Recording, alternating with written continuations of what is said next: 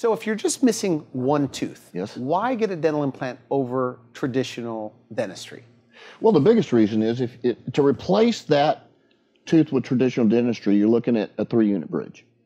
And the 15-year success rates, on fixed bridges is not good.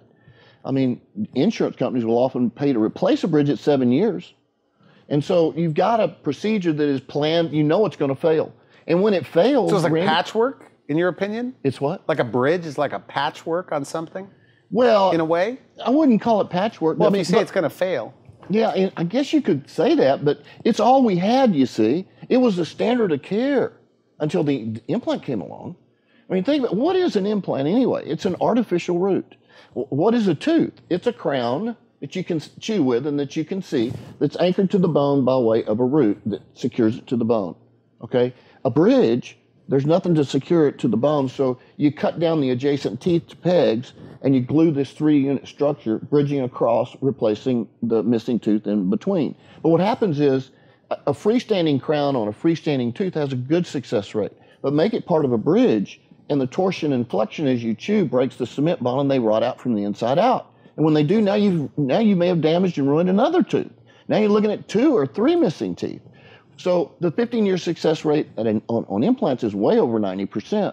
There's no comparison. So just, if you're missing one tooth, just get your tooth back with a dental implant. Yes, it is the standard of care. What about the front? Is it hard to match up? Well, you've got to know what you're doing. I mean, I can remember in the early days it was, but we're doing it consistently now between a surgeon who's experienced knowing how to manage the tissues, how to grow them back if they're gone, and working with a dentist that knows how to do the cosmetic part of his side of things. When it's done right, no, it's not hard, but you got to know what you're doing.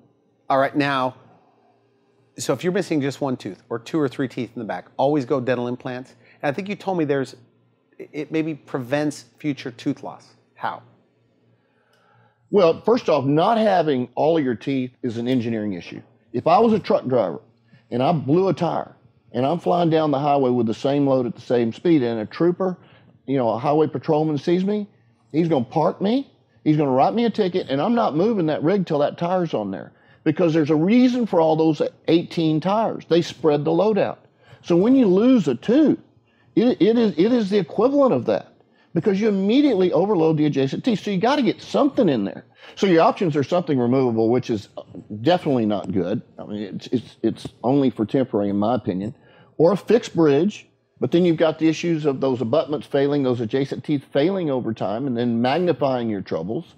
Or the best, replace it with an implant which doesn't affect the adjacent teeth. And the cost is about the same, is that right? Very similar cost. Cheaper in the long run. Yes, no question in the long run. I think it's more expensive in the short run, cheaper in the long run. Even if you have to rebuild with bone, it's cheaper in the long run. Rebuild the anatomy with bone if you need to. What about pain? Pain, Randy, I'm telling you, it's amazing, especially when minimally invasive procedures are used. The pain is minimum on these patients. I can't believe they don't hurt more, but they don't. They just don't. I mean, wisdom teeth hurt way more than implants. Pulling any tooth hurt way more than implants. Implants just have not proven to be a painful procedure for me. It's amazing. Maybe that's why I enjoy it so much, because I just don't get a lot of complaints.